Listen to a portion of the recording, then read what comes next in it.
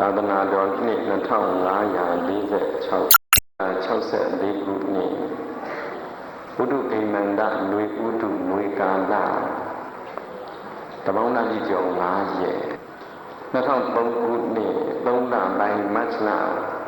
22ရက်နေ့ညတွင်ပဲခူးတိုင်းတောင်မြို့စုတောင်းကြီးငကယုံဖျားအာယုံကံတစောင်းတော်ကြီးအတွင်း၌သဒုက္ခအကျဉ်းမြောက်ဆင်ရင်ကျင်းပပြုလုပ်အပ်သောဓမ္မဒါနတရားအတုအမတဒါနအမြိုက်နိဗ္ဗာန်အတုဓမ္မတပင်အထုတရားပွဲကြီး၌ဟောကြားအပ်သောတရားကိုချစ်ခင်တရားကိုနှစ်သက်တရားနဲ့မွေ့လျော်တရားနဲ့ပြောတရားကိုမြတ်လို့တရားကိုတန်ဖိုးထားကြကုန်သောတရားနာပရိသတ်အပေါင်းသူတော်ကောင်းတို့အတွက်ဟောကြားအပ်သောပိဋကသုံးပုံတို့တွင်သုတ်တန္တပိဋကနိကေ9ရပ်တို့တွင်အင်္ဂုတ္တရနိကေသက္ကနိဗ္ဗာန်အာဟုနိယဝတ်၌လာသောမဟာနာမသုတ်တန်တော်မြတ်ကြီးကိုတန်စာဆင်၍ဟောကြားအပ်သောအနီးမြတ်မြတ်မပြတ်နေတရားတော်တဲ့ဗာတရားတော်ပါလေနေတဲ့အခါမှာလည်းမြတ်အောင်နေရတယ်မြတ်တဲ့နေခြင်းမျိုးနဲ့လည်းတခဏနေတာမျိုးမဟုတ်ဘဲနဲ့အမြဲမပြတ်နေဖို့ပေါ့အနီးမြတ်မြတ်မပြတ်နေလို့ဒီလိုအမိပေးလိုက်ပါတယ်ဒီတရားတော်မြတ်ကြီးကအစိမ့်လေးရ3လောက်ကထောက်ထံဘုရားရှင်ကိုတော်မြတ်ကြီးကိုတော်တိုင်းနှုတ်တော်ကထုတ်ပေါ်ပြီးတော့ဟောကြားတော်မူခဲ့တဲ့တရားတော်ဖြစ်လေသောကြောင့်တရားတော်ကိုမဟောသိမီမနာသည်မီဟောသူနာသူအလုံးသောပရိသတ်တို့ကတရားပိုင်ရှင်အစစ်ဖြစ်တော်မူသောဘုရားရှင်ကိုတော်မြတ်ကြီးအားဂုဏ်တော်ကျေးဇူးတော်တွေအာယုံပြုပြီးတော့လက်အုပ်ချီးမွမ်းရှိခိုးကြပါဦးစို့ဒီပင်စန္ဒတကံတယံတိတွေစတ္တရောနဝေကံတာရူပိသောတိလူခေဓမ္မေပတန္နာတိဟိယေနမေဒီပင်စန္ဒတကံတယံတိတွေစတ္တရောနဝေကံတာရူပိသောတိလူခေဓမ္မေပတန္နာတိဟိယေနမေဒီအတိစီဝေမိတုနတ်လူမြမတတ္တဝါတို့ကိုသင်္ချာခွဲမှု3စု3ပုံပြုလိုက်သည်ရှိသောတွင်အန္တနစုနှစ်ပုံကုန်သောရေအကျဉ်လူရောနတ်ပါတတ္တဝါဟုသမျှတို့သည်ရူပိရုပ်ရည်အစဉ်လပခြင်း၌ပတ္တနာတတ္တာရှွန်းဆိုကြည်ညိုလဲကြည်ညိုတတ်ကြပါပေကုန်၏ပင်စာအတိစီဝေမိတုနတ်လူမြမတတ္တဝါတို့ကိုသင်္ချာခွဲမှု5စု5ပုံပြုလိုက်သည်ရှိသောစန္ဒရောအန္တ4စု4ပုံကုန်သောရေအကျဉ်လူရောနတ်ပန်တတ္တဝါဟုသမျှတို့သည်ကောတိကျော်စောတည်းအတန်ကောင်းခြင်း၌ပတ္တနာတတ္တာရှွန်းဆိုကြည်ညိုလဲကြည်ညိုတတ်ကြပါပေကုန်၏တတအန္တိစီဝိမိတုနတ်လူမြမတတ္တဝါတို့ကိုသင်္ချာခွဲမှု10စု10ပုံပြုလိုက်သည်ရှိသောနဝအန္တာ9စု9ပုံကုန်သောရေအကျဉ်လူရောနတ်ပန်တတ္တဝါဟုသမျှတို့သည်လူခေပစ္စည်းလေးပြာခေါင်းပါစွာကျင်ခြင်း၌ပတ္တနာတတ္တာရှွန်းဆိုကြည်ညိုလဲကြည်ညိုတတ်ကြပါပေကုန်၏ကာတိအတိစီဝေမိတုနတ်လူမြမတတ္တဝါတို့ကိုသင်္ချာခွဲမှုတသိန်းစုတသိန်းပုံပြုလိုက်သည်ရှိသောဧကအန္တတစုတပုံတဦးတယောက်တစ်ဖွဲ့တသင်းသာတည်းဖြစ်သောရေအကျဉ်လူရောနတ်ပန်တတ္တဝါဟုသမျှတို့သည်ဓမ္မေသီလသမန္တိပညာတိဟုသောဂုဏ်ဓမ္မတရားအစစ်၌ပတ္တနာတတ္တာရှွန်းဆိုကြည်ညိုလဲကြည်ညိုတတ်ကြပါပေကုန်၏ဒေဟိထိုရူပပမာဏပုဂ္ဂိုလ်ဂောတံပမာဏပုဂ္ဂိုလ်လူခပမာဏပုဂ္ဂိုလ်ဓမ္မပမာဏပုဂ္ဂိုလ်4မျိုးတို့သည်ဒီရောက်ရှိလာကြကုန်သောတရားနာပရိသတ်အပေါင်းလူနတ်မြမတတ္တဝါတို့တွင်3ပုံပုံ2ပုံရုပ်အဆင်းကိုကြည်ညိုတတ်ကုန်သောပုဂ္ဂိုလ်တို့သည် ငါးဘုံဘုံလေးဘုံအတန်ကောင်းနာမည်ကြီးတာကိုမှကြည်ညိုတတ်ကုန်သောပုဂ္ဂိုလ်တို့သည်ဆယ်ဘုံဘုံကိုးဘုံကုန်သောခေါင်းပါစွာကြည်ငင်းကိုကြည်ညိုတတ်ကုန်သောပုဂ္ဂိုလ်တို့သည်တသိန်းဘုံပုံမှတဦးတယောက်သာလျင်ရှိသောတရားအစစ်ကိုကြည်ညိုတတ်ကုန်သောပုဂ္ဂိုလ်တို့သည်ပန္တန်တိတဘာတတ္တာရှွန်ဆိုကြည်ညိုလဲကြည်ညိုအပ်ပါပေကုန်ထသောယေဓမ္မအကျဉ်ရူပဂောတံလူခဓမ္မဟုသောအစိမယလေးပါးဂုံတရားတို့သည်တန်တိလောက၌ထင်ရှားမသွေဉာဏ်အမြင်အဖြစ်ရှိ၍နေကြပါပေကုန်၏ဒေဟိထိုရူပပမနာဂုံသောဒေဟိထိုရူပဂုံသောလူခဂုံသောဂောတံဂုံသောဓမ္မဂုံသောအစိမယလေးပါးဂုံတရားတို့နှင့်ယောဂီအစဉ်တပ္ပတင့်တယ်တော်မူခြင်းအတန်ကောင်းကြောသောတည်းနာမည်ကြီးတော်မူခြင်းပစ္စည်းလေးပြားကိုခေါင်းပန်းစွာကျင့်တော်မူခြင်းသီလသမာဓိပညာနှိုင်းရှင်၍မရအောင်ဓမ္မတရားအစစ်ပြည့်စုံတော်မူခြင်းတည်းဟုသောအစိမယဂုံလေးပါးတို့နှင့်တမ္ပဏံပြည့်စုံတော်မူပါပေထသောတံဗုဒ္ဓံထိုသစ္စာလေးပါးတရားသိမြင်ဘုရားရှင်ကိုယ်တော်မြတ်ကြီးကိုအဟံသူတော်သူမြတ်လူနဲ့နတ်တို့ကျေနပ်ရန်တော်တရားဟောမဲ့ဘုရားတပည့်တော်သည်မယံသူတော်သူမြတ်လူနဲ့နတ်တို့ကျေနပ်ရန်မြော့တရားဟောတရားနာကြမဲ့ဘုရားတပည့်တော်တို့သည်ဝန်ဒေဝနာမှာမင်္ဂလာစရဏလက်ဥဇ၌ကြည်စွာကောကြောပူဇော်မြတ်တို့လက်အုပ်မိုး၍ရှေခိုးကြောကြပါကုန်၏အရှင်ဘုရား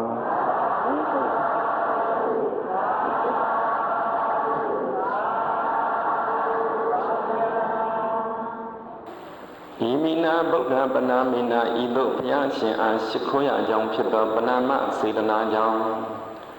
မေမအောင်သေးခင်အောင်ကျွေးတင်၍အောင်မြင်ရမြော်တရားဟောမဲ့ဘုရားတပည့်တော်အား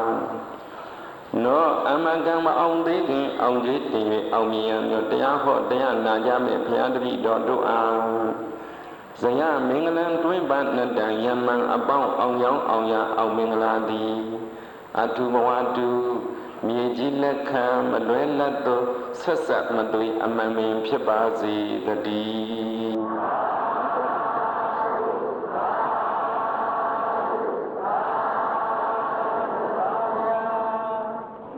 ဘုဇင်တို့သရတအကျဉ်းမြောက်အထုတရားတပင်ဓမ္မတပင်ပွဲကြီးမှာဒါကနေ့နောက်ဆုံးညအနေနဲ့၃ညမြောက်ပေါ့လေ။မနေ့ညကဦးဇင်းတို့ဆရာသမားများဖြစ်တဲ့ဒီတကူဆရာတော်ဘုရားကြီးကဟောသွားပထမညမှာတော့ဦးဇင်းတို့ညီတော်နောင်တော်ဖြစ်တဲ့အမရဗုဒ္ဓမဟာကန္တာယုံကျောင်းတိုက်ကဆရာဘုန်းတော်ကြီးကဟောသွားကနေ့ညကတော့နောက်ဆုံးပေါ့လေ။၃ရက်မြောက်ညဓမ္မတပင်ပွဲ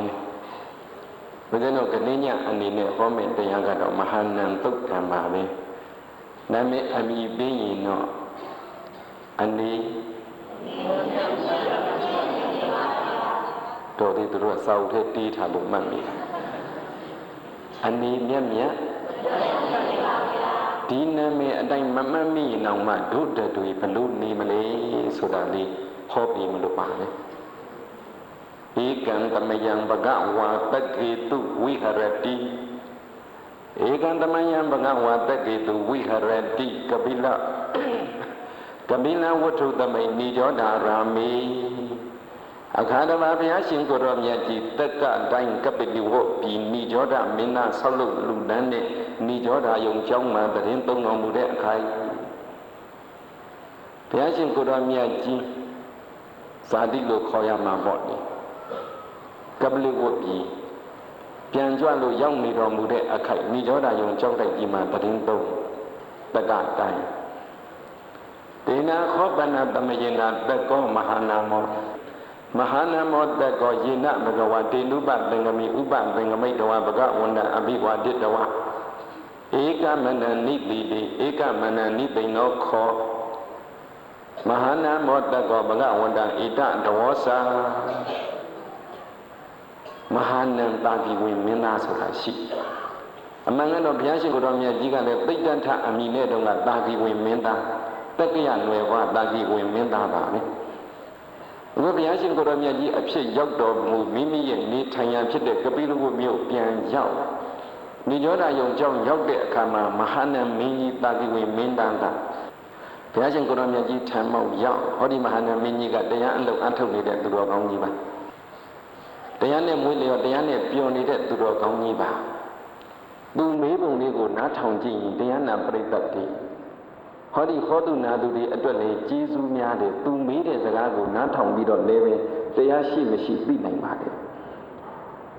ယောတောဗန္တိယောတောဗန္တိအရိယတာဝကောအာဂတဖလောဝိညာတသန္တနောဗန္တိဘုံတော်နေဝန်ထွန်းလင်းတောက်ပတော်မူသောမြတ်စွာဘုရား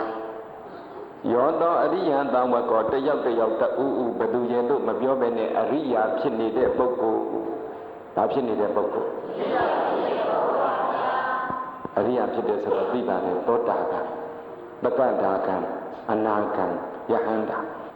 အရိယတံဝကောအရိယာဖြစ်နေပြီးတဲ့ပုဂ္ဂိုလ်အာဂတဖလောမက်ဖို့နိဗ္ဗာန်ရပြီးတဲ့ပုဂ္ဂိုလ်ဝိညာဏတသနောတန္တနာဘုရားရှင်ကိုရောမြတ်ကြီးရဲ့အဆုံးအမသိကျင့်သိပြီးတဲ့ပုဂ္ဂိုလ်ယောတောအရိယတံဝကောအာဂတဖလောဝိညာဏတန္တနောအဲ့ဒီလိုပုဂ္ဂိုလ်မျိုးသည်ကတမိနအဘေတို့သောဝိဟာရိနနေခြင်းဖြင့်ဘခုလံများစွာဝိဟရတိနေပါကလေးဖျားမေးလိုက်တဲ့ပါဠိစကားကိုမြန်မာလိုနားလည်အောင်ပြောရင်အရိယာဖြစ်တဲ့ပုဂ္ဂိုလ်တွေဘလို့နေသလဲတဲ့ဘလို့မေးလိုက်တာလဲအရိယာဖြစ်တဲ့သူတွေခဏထားပါတယ်ခုတရားနာတဲ့သူတွေတနေ့တနေ့ဘလို့နေတယ်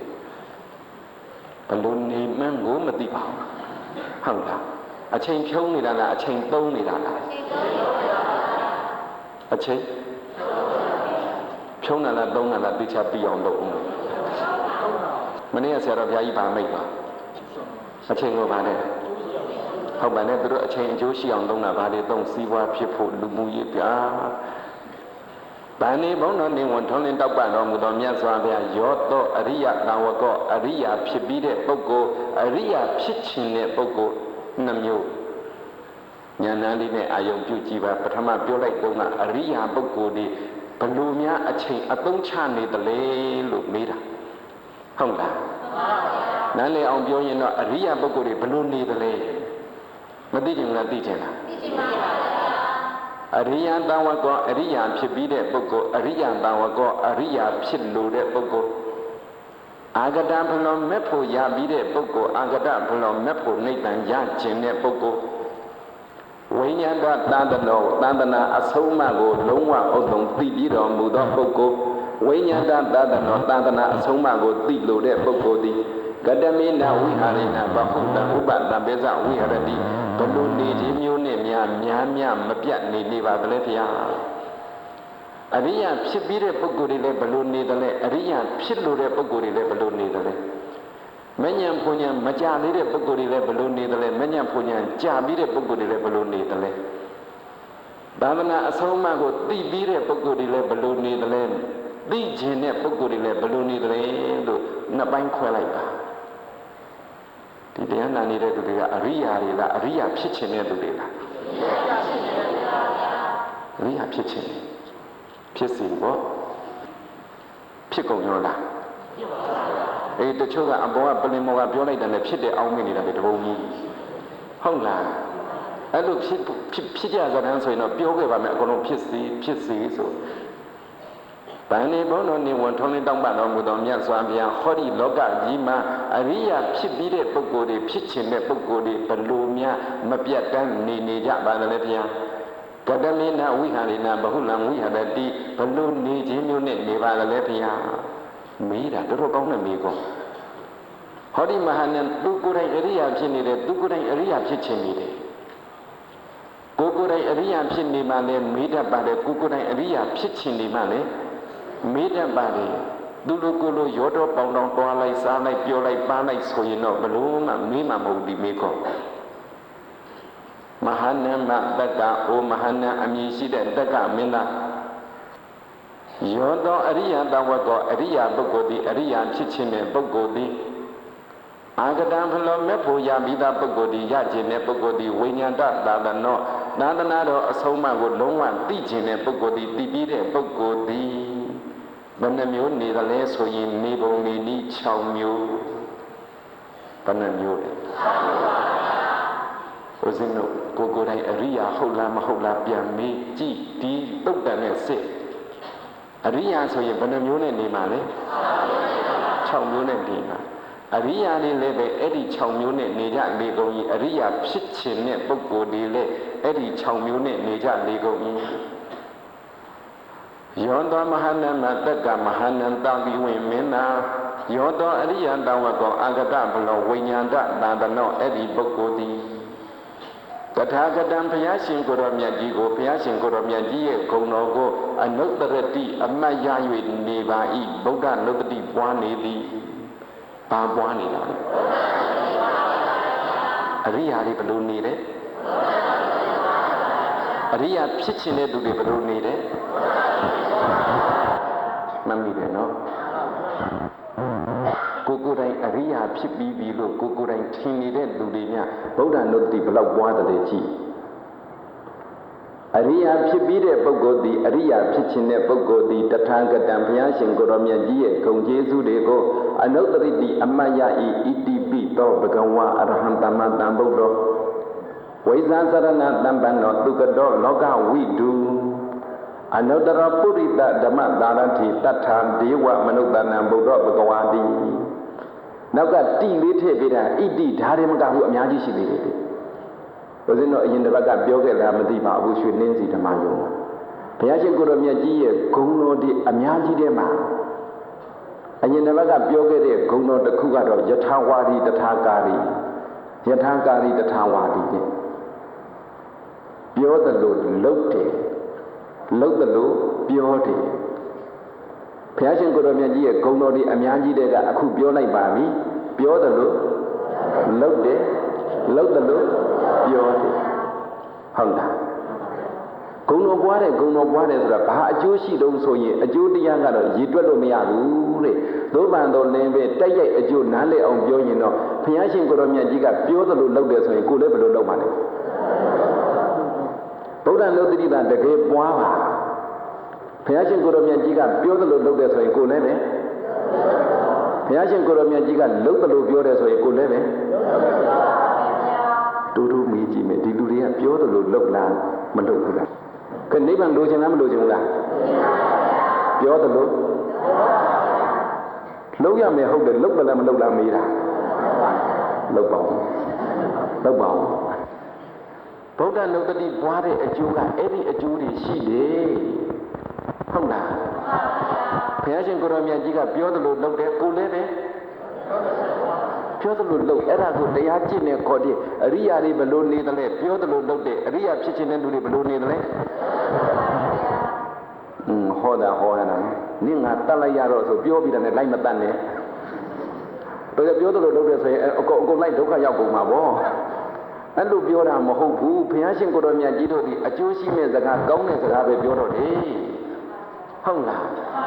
အကျိုးရှိမဲ့စကားကောင်းတဲ့စကားပဲပြောတော်မူတဲ့မြတ်စွာဘုရားကပြောတဲ့အတိုင်းလုပ်ရင်လည်းဘာပဲလုပ်တော့မှာလဲကောင်းတဲ့အကျိုးရှိတာပဲလုပ်မှာပေါ့တို့ကြတော့နင်းငါတတ်မယ်ဆိုလိုက်တိုင်ရင်အကုန်လုံးဟောခဲ့တာတွေအကုန်တလွဲဖြစ်ကုန်ဘုရားပထမညလည်းတရားမနာဘူးလားနာလားမင်းညလည်းမနာဘူးလားနာလားခါတိုင်းဦးဇင်းတို့တရားဟောရင်လည်းနာတဲ့သူတွေမပါဘူးလားပါလားဆရာတော်တန်ခါတော်တွေကတရားဟောပြီဆိုရင်မိမိတို့လည်းသဘောပေါက်နားမလည်ဘူးလားနားလည်လားဆရာတော်တွေသိစီခြင်းလို့နားလည်တာလားကိုယ်လေခြင်းလို့လဲတာလားကဲပြောဘယ်လိုလဲတာလဲဆရာတော်တွေသိစီခြင်းလို့လဲတာလားကိုယ်လေခြင်းလို့လဲတာလားဘုံမကြီးကျယ်တယ်အဲ့ဒါဆိုနိဗ္ဗာန်ရောက်တာကြာလာပြီဆရာတော်တွေနားလည်စေခြင်းကနိဗ္ဗာန်ရောက်ဘဝဆိုရောက်စေခြင်းလားဘုံဆရာတော်တွေသိစေခြင်းလို့တဲ့အဲ့ဒါဆိုနိဗ္ဗာန်ရောက်ပြီအခုကဆရာတော်တွေသိစေခြင်းလို့လဲတာလားကိုယ်လေခြင်းလို့လဲတာလားအဲ့လိုဆိုလည်းမဟောတော့ပါဘူးကိုယ်လေခြင်းလို့လဲလိုက်တာကြတော့ဘလို့မှဟောရတော့မှာမဟုတ်ယောတောမဟာနမသက္ကအိုမဟာနံပါကိဝိမင်းသားယောတောအကျင့်အရိယတံဝကောပုဂ္ဂိုလ်သည် တထာဂတံဘုရားရှင်ကိုရောမြတ်ကြီးရဲ့ဂုဏ်ကျေးဇူးတွေကိုအနုတ္တိအမှန်ရ၍နေပါ၏ဂုဏ်တော်တွေကများလာပါသည်ပြောသလိုလုပ်တာဘုရားရှင်ကိုရောမြတ်ကြီးရဲ့ဂုဏ်တော်လုပ်သလိုပြောတာလေဘုရားရှင်ကိုရောမြတ်ကြီးရဲ့ဂုဏ်တော်ဘုရားရှင်ကပြောသလိုလေးလုပ်တယ်လုပ်သလိုလေးပြောတယ်ဆိုရင်မိမိတို့တွေလည်းဘလို့ကြည့်ရမှာလဲပြောသလိုပဲလုပ်သလိုပဲမိကြီးပေါင်းမဒီလူတွေကိုလုပ်သလိုပြောခွန်းလားကိုလုပ်သလိုပြောခွန်းလားအမဒီအိမ်ဘယ်သူမှမရှိတော့ငါဟင်းခိုးစားတာဟိကမစားဘူးလားစားလားလူကြတဲ့ပြောရဲ့လားဘုရားရှင်ကိုရောမြတ်ကြီးနဲ့အရိယတာဝကတွေနဲ့ကလုပ်သလိုပြောတယ်ပြောသလိုလုပ်တယ်မိမိတို့ကပြောသလိုမလုပ်ဘူးလုပ်သလိုတော်တယ်ပြန်ညတော့မဟောတော့ဘူးအဲ့လိုအမလီတွေ့ကြည့်စမ်းမအောင်လုပ်သလိုလည်းမပြောဘူးပြောသလိုလည်းမလုပ်ဘူးတော့ဘာကောင်းသေးတော့ကြိုင်ပြောသမောင်ကတောင်းမှုဒါကြောင့်မို့တောင်းမှုလို့ခေါ်တာလည်းမသိပါဘူးဗုဒ္ဓနုဒ္ဓတိပွားတယ်ဆိုတာကအဲ့ဒီကျေးဇူးများတယ်ဘုရားရှင်ကိုရောမြတ်ကြီးကပြောသလိုလုပ်တယ်လုပ်သလိုပြောတယ်မိမိတို့တည်းလည်းခဏကစားပြီးကောင်းတဲ့အကျိုးရှိတဲ့မှန်သမျှပြောသလိုမလုပ်ရမှာလေလုပ်ငန်းတော့မှလုပ်သလိုမလုပ်ရတော့ပဲလုပ်သလိုပြောမယ်ဆိုတော့လူကြားတဲ့မပြောရတဲ့ဟာတွေမလုပ်တော့ဘူးပေါ့ဟုတ်လားအခုတော့လူကြားတဲ့မပြောရတဲ့ဟာတွေလုပ်သေးလားတွားပြီးရုပ်ကနေပဲ7ပါးတိကတပါးကျိုးတရားကျင့်နေဆိုတာဟိုလိုဒီလိုမထင်မှန်းတဲ့ဘုရားနုဒ္ဓတိကျေးဇူးဟာဘုရားရှင်ကိုရောမြတ်ကြီးကလုပ်သလိုပဲပြောတယ်ဟေးဆိုရင်လည်းမိမိတို့ဗဇက်ကလေးဟာလို့ပြောရင်တို့ခဏကုသိုလ်တွေဘယ်လောက်လုပ်လဲတို့ဗုဒ္ဓနုဒ္ဓတိဘယ်လောက်ပွားတယ်တို့ဆုံးနေဘယ်လောက်လူတယ်တို့ကုသိုလ်တွေဘယ်လောက်လုပ်တယ်တို့ကိုလုပ်တာတွေလူကြပြောနိုင်အောင်သာတတိထားကြည့်တယ်မှာလူကြထုတ်မပြောဝန်းတဲ့ဟာတွေလုပ်ကိုမလုပ်တော့ဟုတ်တယ်မလားလူကြထုတ်မပြောဝန်းတဲ့ဟာတွေလုပ်လည်းမလုပ်တော့ဘူးစဉ်းလည်းမစဉ်းစားတော့ဘူးအခုဒီတရားနာနေတဲ့လူတွေကလူတဲ့ပြန်မပြောဝန်းတဲ့ဟာတွေလောက်တာများလားစဉ်းစားတာများလားဘာပြီးတရားထုတ်တဲ့သူတွေမဖြေရဲတော့အဲ့ဒါတခါတလေဦးဇင်းတို့တရားဟောလို့ရှိရင်တယောက်တည်းကအတင်းထထောင်တယ်ဦးဇင်းတို့ပြိဿအများနဲ့ရင်းနှီးဟောလို့ရှိတော့တယောက်တည်းကအတင်းထောင်ရင်အဲ့လိုမေးလိုက်ငြိမ်းသွားရောအခုလည်းပဲပြန်မပြောရဲအောင်လုပ်တာများလားပြန်မပြောရဲအောင်စဉ်းစားတာများလားဒါသူတို့မိုက်ခွက်ကြီးကြိုက်ပြီးမဖြေရဲတော့ယောတောမဟာနမတက္ကံတထာဂတံအနုတ္တရတိဗုဒ္ဓဘုရားရှင်ကိုရောမြတ်ကြီးရဲ့ဂုဏ်ကျေးဇူးတွေကိုအမတ်တရားအမတ်ရ၍နေပါ၏ဗုဒ္ဓနုတ္တိပွားနေတယ်လို့ခေါ်ပါ၏သူတော်ကောင်းတို့ဗုဒ္ဓနုတ္တိပွားသည်ရှိသောဂုဏ်နေလည်းမရှိဘူးလားရှိလားရှိပါဘူးပုံနေလည်းမရှိဘူးလားရှိလားဗုဒ္ဓနုတ္တိပွားတယ်ဆိုတာပုံတော်ကိုမြင်ရမှာလားဂုဏ်တော်တွေထင်ရမှာလားဘာလို့ရမှာလဲဂုဏ်တော်ထင်မယ်ပုံမထင်ဘူးပေါ့ရေးကြည့်ပါလေသာသနာမှာဗုဒ္ဓမြတ်စွာရဲ့အဆုံးအမသာသနာမှာသာသနာဘက်တော်သားဗုဒ္ဓဘာသာတွေဖြစ်နေမှတော့ဗုဒ္ဓနုတ္တိလေးတော့ပွားတတ်စေခြင်းနဲ့ဗုဒ္ဓနုတ္တိပွားသည်ရှိသောဂုဏ်တော်တွေလည်းထင်ရလေကုန်၏ပုံတော်တွေလည်းမြင်ရလေကုန်၏တရားနာပရိသတ်အပေါင်းသူတော်ကောင်းတို့တကယ်တရားရှိလို့ကြည်ညိုသည်ရှိသောငကယုံဘုရားကိုလည်းကြည်ညိုပါသည်မကြည်ညိုဘူးလားကြည်ညိုလားပြက်ကတိန်တွေကဘုရားကိုလည်းကြည်ညိုပါသည်ဟုတ်လားရွှေတကုံနဲ့မဟာမြတ်မှုနဲ့ဘယ်ဟာတကိုးကြည့်အိမ်ငံဘုရားနဲ့ကိုင်ရွှေတကုံနဲ့ဘယ်ဟာတကိုးကြည့်ဘုရားဘူးသွားတော့အိမ်ငံဘုရားသွားမလားရွှေတကုံသွားမလားမလေးတူပါပဲချိတ်ထီးဦးနဲ့ရွှေတကုံကြည့်အဲ့ဒါဆိုဘုရားဘူးငားတဲ့ကားတွေလိုက်ရမှာတော့မဟုတ်တော့တူပါပဲလေမလေးသိချင်စဉ်းစားတော့တကယ်တရားသာရှိလိုက်စမ်းမှမြင်သမျှဘုရားဟာဘုရားမြင်သမျှဇေဒီဟာဇေဒီဘုရားဇေဒီကိုတွေ့ပါတရက်ကနဲ့လက်အုပ်မချီပဲမနေနိုင်ဘုရားရဲ့ပုံတွေ့ရင်တရားပေါက်သည်တရားကဘုရားရဲ့ပုံတော်ကိုဖော်ပေးပါသည်ဟုတ်လားတရားကဘုရားရဲ့ပုံကိုဖော်ပေးပါငယ်ကလေးကကိုပူးတဲ့ဘုရားကိုယ်စိတ်ထဲမှာကြည်ညိုထားတဲ့ပုံတော်ကိုယ်စိတ်ထဲမှာမြင်မှုတွေ့မှုတဲ့ပုံတော်ထစ်ကနေအကြောင်းရှိဒီပုံတော်လေးပေါ်ပြီးတာဘယ်သူကပေါ်ပြီးတာလဲတရားကပေါ်ပြီးတာပြက်ကလေးကဘုရားနဲ့ရွှေချထားတဲ့ဘုရားနဲ့ဘယ်ဘုရားကတကိုးကြည့်တရားပွဲမလို့ပြောတာမဟုတ်ဘူးပြက်ကလေးကဘုရားကျတော့လက်ထဲတာလေအတင်းဆုပ်တာဘုရားသနာပါပဲဟုတ်လေဒါမြတ်တူတယ်သူတော်ကောင်းတို့တ တရားရှိရင်ဘယ်ပုံပေါ်ပေါ်ကြည်ညိုတဲ့စိတ်ဝင်ညလေကုန်ဤပညာရှိရင်ဘယ်ပုံပေါ်ပေါ်ဂုံတွေတိကြလေကုန်ဤဣတိပိသောဘဂဝါအရဟံတမ္မာတန်ဗုဒ္ဓပွားလို့တဲ့ဂုံတော်တွေကိုပွားတိကြလေကုန်ဤဘုရားနုတ္တိပွားတာတကယ်စွမ်းပါလေတကယ်စွမ်းနေဘုရားတို့ကလေးတရားသင်တယ်ကလေးတရားစခန်းနေကြရင်ဘုရားနုတ္တိတွေသင်ပေးတယ်ဘုရားတို့ဓမ္မယုံမှာရှိတဲ့ရုပ်ပွားတော်မြတ်ဆင်းတုတော်မြတ်ကိုဘုရားတို့မိတို့ကြည့်ဆိုသူတို့လေးတွေကြည့်9မိနစ်10မိနစ်လောက်ကြည့်ခိုင်းတယ်မျက်စိမိတ်ကြည့်ဖွင့်ကြည့်ကြည့်ပဂရိမျက်စိနဲ့မြင်နေရကနေပြီးတော့မျက်စိလေးပိတ်လိုက်ရင်လည်းပဲဗာလေးမြင်ရမှာလေဖျားပုံပဲမြင်ရမှာအဲ့လိုမြင်အောင်ကြည့်ခိုင်းတာကလေးတွေဘလောက်လိမ်မာလဲဆို9မိနစ်လောက်နဲ့ကိုမျက်စိမိတ်လည်းပဲစိတ်ထဲမှာဖျားပုံပေါ်ပဲဟုတ်လားတောင်ကူမှာဈေးတယ်တွေဘာတွေမရှိဘူးလားရှိတာရှိပါရဲ့ဗျာကဲဗုဒ္ဓနုတ္တိပွားမယ်မျက်စိမိတ်ဆိုတာပေါ်မှာကလေးတွေက9မိနစ်နဲ့မျက်စိဖွင့်ကြည့်ပြီးတော့မျက်စိမိတ်လိုက်တာနဲ့စိတ်ထဲမှာဘာပုံပေါ်ဒီလူတွေလည်းဈေးရောက်ရတဲ့မျက်စိမိတ်လိုက်တာနဲ့ဘာပုံပေါ်ဖောက်တယ်တွေရောအကျွေးမပေးပဲလစ်တဲ့ဟာတွေရောဩတော်တဲ့ဗုဒ္ဓနုတ္တိပဲတရားကွာတာစိတ်ကြည်တာကွာတာဗုဒ္ဓနုတ္တိအဲ့လိုပွားကလေးတွေကိုတော့ပြောပြပါလေဦးဇင်းတို့ကဗုဒ္ဓနုတ္တိပွားတကယ်ကျေးဇူးများတယ်ဦးဇင်းတို့ဒီပင်တရင်73-14နှစ်လောက်ကမှစဗုဒ္ဓနုတ္တိပွားမိတယ်သောဘဝဣတိပိအရဟံသောဘဝဣတိပိထံသောဘဝဣတိပိအရဟံဘဂဝါဆိုတဲ့ဂုဏ်တော်လည်းပါတယ်အရဟံဆိုတဲ့ဂုဏ်တော်လည်းပါတယ်ပွားတာပေါ့လေမွားတယ်ဆိုတာအခုလိုဘယ်သိမှတော့ပုံလေးဂုဏ်လေးဘာမှမသိဘူးဘာပြောစိတ်ထဲကရွတ်တာပဲပါဇက်ကထွက်ရွတ်လို့ရတဲ့နေရာမှာပါဇက်ကထွက်ရွတ်လို့ရရွတ်တာပါဇက်ကထွက်ရွတ်လို့မကောင်းဘူးအတန်းနဲ့စာသင်နေရင်ရွတ်မကောင်းဘူးဆိုတော့ဝိုက်ဣတိပိထံစိတ်ထဲကရွတ်တာဗုဒ္ဓနုတ္တိပွားတာပေါ့စိတ်ထဲကပွားလို့မရဘူးလားရတာအခုလိုဂုဏ်လေးပုံလေးမထင်သေးပါဘူးဒါပေမဲ့ဂုံတော့ထင်လာတာပေါ့ပုံတော့ထင်လာတာပေါ့လေကိုကြည်ညိုတဲ့ဖရာကိုရက်ကိုထဲကဖရာဖူးတွေ့ဒီပုံကတော့ပေါ့လေဘယ်လောက်တင်ညာတကူကြည့်တဲ့ဗုဒ္ဓနုတ္တိဆိုရင်လေဘုရားတော်ကလေးတွေဟောပြတာပေါ့ဘုရားတော်ညီကိုတွေကရှိဘောလုံးကန်တာလဲဝါဒနာပါတစ်ဖွဲ့နဲ့တစ်ဖွဲ့ဟိုချင်းပြီးတော့ဘောလုံးကန်ကြဘောလုံးသွားကန်ဘောလုံးဝါဒနာပါတာညနေဆိုရင်မိပြက်တဲ့အချိန်ဆိုမော်တာနဲ့ရေမတင်အားရင်မြစ်ထဲကအဲ့ဒါထန်းရေတွေထန်းမထမ်းခင်သွားကံလို့ရှိရင်တော့အဲ့ဒါအိမ်ကအဖေကသဘောမကျဘူးရိုက်တော်မှာကိုအဲ့ဒါဗုဒ္ဓနုတ္တိအပါဝဗုဒ္ဓနုတ္တိသောဘဝဣတိပိထံသောဘဝဣတိပိအရဟံအမြဲပွားနေတော့လေအဲ့ဒီနေ့ကဖြစ်ပုံကဘောလုံးသွားကံတယ်ဘောလုံးကလည်းကံလိုက်တိုင်းနိုင်ဝက်ကံလိုက်တရေချလိုက်နိုင်ဝက်ကံလိုက်တရေချလိုက်အဲ့ဒါနဲ့ကံလိုက်တာမိုးချုပ်တော့ပြန်မယ်လဲလို့တော့မပြန်ခင်သတင်းပို့တယ်အိမ်မင်းဖေရတော့ပွားတယ်တပူကြီးကြိုက်ပြီးစောင့်နေပြီအဲ့ဒါနဲ့ဘာလုပ်လဲဆိုတော့သောဘဣတိပရံသောဘဣတိပရံဖျားပေါ်လာငယ်တော့ကပေါ့14-15နှစ်လောက်ကပေါ့ငယ်တော့ကစိတ်ပြောတာတော့ခုစိတ်မဟုတ်ဘူးတော့ပြောပြမယ်သောဘဣတိပရံသောဘဣတိပရံဘာပေါ်လာဖျားပေါ်လိုက်တဘိုးကြီးကိုင်နဲ့အဖေပေါ်လိုက်ဖျားပေါ်လိုက်တဘိုးကြီးကိုင်နဲ့အဖေပေါ်လိုက်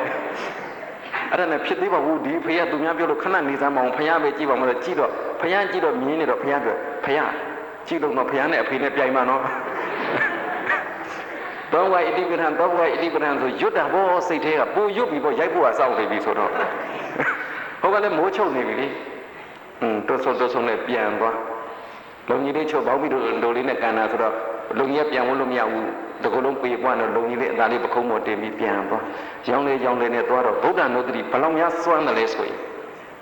အဲ့တဲ့ရောက်ပြီဟာရောက်နေတာအဲ့တဲ့ရောက်နေတော့အသာလေးခိုးကြောင်ခိုးစိတ်ကထင့်သွားတယ်ဘုရားပုံမှာပေါ်လာပြီးတော့စိတ်ကပြန်ထင့်ဘုရားကပျောက်သွားပြန်ရောဟာအဲ့ဒီပြန်ရင်ဆောရင်ဆောအောင်မှာပေါ့အဲ့ဒါနဲ့တောဘဝဣတိပရံတောဘဝဣတိပရံတောဘဝဣတိဘေရမလဲပွားတာပေါ့ရွတ်တာပေါ့ညာအိတ်ရောအဲ့ဒါမပြန်ဘူးညာအိတ်ပြီး3ရက်ဒါကလေးတွေကိုဟောပေးတဲ့တရားအမေသူတို့ကဘာသဘောကျတယ်လို့ကြည့်တယ်မဒီတိုင်းဆိုရင်သူတို့လည်းမပွားဘူးသေးဘူးနဲ့တူတယ်ယောသောမဟာနမတက္ကအရိယတံဝတ်ကောအာဂတဖလောဝိညာဏသာသနောတထာဂတအနုတ္တရတိဘုရားရှင်ကိုရောမြတ်ကြီးရဲ့ဂုဏ်ကျေးဇူးတွေကိုအမြဲမပြတ်အမှတ်ရနေပါ၏အရိယာပုဂ္ဂိုလ်တွေဘယ်စိတ်နဲ့နေလဲဆိုရင်ဗုဒ္ဓနုတ္တိနဲ့နေတယ်တဲ့။ဘာနဲ့နေတာလဲလဲ။အမြဲမပြတ်ဗုဒ္ဓနုတ္တိနဲ့နေ၏ဟောဒီအနုတ္တိ6ပါးတပါးပါးနဲ့နေ၏အနေလဲမြတ်ပါသည်မပြတ်လဲနေပါသည် အနေလည်းပဲမပြတ်လည်းပဲဘာလို့အနေမြတ်တယ်လို့ပြောတာလဲဆိုရင်ဘုရားရှင်ကိုတော်မြတ်ကြီးကိုတော်တိုင်းနှုတ်တော်ကထုတ်ဖော်၍ပြောပါသည်မဟာနာမတက္ကအိုမဟာနံပါဠိဝင်မင်းသားတထာဂတံအနုတ္တရံတော်ဘုရားရှင်ကိုတော်မြတ်ကြီးရဲ့ဂုဏ်ကျေးဇူးတွေကိုအမတ်ရနေတဲ့ပုဂ္ဂိုလ်အတွက်အမတ်ရနေတဲ့ပုဂ္ဂိုလ်အားဥစုကတစိတ်တတ္တတထာဂတံအာရမ္ဗဘုရားရှင်ကိုတော်မြတ်ကြီးရဲ့ဂုဏ်တွေပုံတွေကိုအာယုံပြုပြီးတော့အဲ့ဒီပုဂ္ဂိုလ်ရဲ့စိတ်ဟာဖြောင့်နေပါသည်စိတ်ကလေးဘာဖြစ်နေတယ်လဲစိတ်ကလေးဖြောင့်နေတဲ့စိတ်ကလေးဖြောင့်ဖို့ဆိုတာမလွယ်ဘူးနော်ဘာဖြစ်လို့လဲဆိုရင်တရားနာပရိသတ်အပေါင်းသူတော်ကောင်းတွေကိုယ်တိုင်သိသားပဲအားထုတ်ကြည့်ရင်လည်းသိပါတယ်ဗုဒ္ဓနုတ္တိပဲပွားကြည့်ကြည့်တကယ်ကမ္မထန်တွေပဲပွားကြည့်ကြည့်ကိုယ်စိတ်ကဖြောင့်တာများလားကောက်တာများလားဒါလေးအာယုံပြုခြင်းဟိုချော်တော်ငေါလိုက်ဟိုဟာလေးအာယုံပြုခြင်းဒီချော်တော်ငေါလိုက်နဲ့ဖြစ်ချင်တယ်လို့ဖြစ်နေတာဗုဒ္ဓနုတ္တိကိုပွားတဲ့ပုဂ္ဂိုလ်ရဲ့စိတ်ပြီးဘာဖြစ်နေတယ်ဖြောင့်နေတယ်ဘယ်ပေါ်ရောက်နေတယ်လဲဘုရားရှင်ကိုတော်မြတ်ကြီးရဲ့ပုံဘုရားရှင်ကိုတော်မြတ်ကြီးရဲ့ဂုဏ်ပုံပေါ်လဲရောက်ရင်ရောက်နေတဲ့ဂုံပေါ်လဲရောက်ရင်ရောက်နေတယ်လေပုံကိုတွေ့တဲ့ပုံပေါ်အောင်ဖော်ပေးတာကတရားဂုံကိုတွေ့တဲ့ဂုံပေါ်အောင်ဖော်ပေးတာကပညာဘာနဲ့တရားအားကောင်းရင်ပုံကပိုထင်ရှားကြလေကုန်ဤပညာအားကောင်းရင်ဂုံကပိုထင်ရှားကြလေကုန်ဤတကယ်တမ်းဗုဒ္ဓနုတ္တိပွားရင်ပုံကအရေးကြီးတာလားဂုံကအရေးကြီးတာလားဘာကအရေးကြီးတယ်ဟိုသူတော်ကောင်းတို့တရားနဲ့ပညာနဲ့ဘယ်ဟာအရေးကြီးတယ်နှစ်ခုလုံးအရေးကြီးပါသည်နှစ်ခုလုံးအရေးကြီးမှတော့တရားရှိရင်ပုံပေါ်သည်ပညာရှိရင်ဂုဏ်ပေါ်သည်ဟုတ်လားဗုဒ္ဓနုတ္တိတွေဟောဒီမှာလူကြီးသူမတွေတရားလာနိုင်အိမ်ကြရဲ့ကလေးတွေကိုသင်ပေးပါဘုရားရှင်ကိုရောမြတ်ကြီးရဲ့ပုံတော်ကိုအိမ်ကပြက်ကလေးပဲဖြစ်အိမ်ကဆင်းတုတော်ပဲဖြစ်ဖြစ်တဏှာရာကသူတို့မြင်မှုတဲ့ဘုရားဆင်းတုတော်ပဲဖြစ်ဖြစ်ဇေဒီတော်ပဲဖြစ်မျက်စိထဲမှာပေါ်အောင်ထိကြည်ခိုင်းသည့်ကလေးတွေဟာ9မိနစ်10မိနစ်နဲ့ရတယ်။ဦးဇင်းတို့ကလေးမလေးတယောက်များဆိုရင်ပြောတယ်ဟိုမှာသင်တန်းမှာဘုရားကြည့်ပြီးတော့လေဘုရားကကြည်ရင်ကြည်ရင်အသက်ရှင်လာတယ်တဲ့။သူတို့စိတ်ထဲမှာမြင်တဲ့ဘုရားကစောစောကမျက်စိနဲ့မြင်တာကဆင်းတုတော်မျက်စိမိတ်လိုက်တော့လေပြန်ပေါ်တယ်စိတ်ထဲမှာဘုရားကဘာဖြစ်နေလဲ။အသက်ရှင်နေတဲ့ပေါ်ရုံနဲ့မကဘူးလေ။တွေ့ဘူးလားအသက်ရှင်တဲ့ဘုရားသာသနာမှာလူလာဖြစ်ပြီးဗုဒ္ဓဘာသာဝင်ဖြစ်ပါလေနဲ့ဘုရားရှင်တာမတွေ့ဘူးရင်တော့မတွေ့ဘူး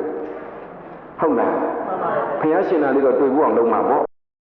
ဘလို့ထင်များအဲ့ဒီကလေးလေးကပြောတာဖုံဖုံနဲ့မီးတဲ့အဲ့ဒီဘုရားကြီးကလည်းမိမိစိတ်ထဲမှာလည်းအရှင်ကြီးတယ်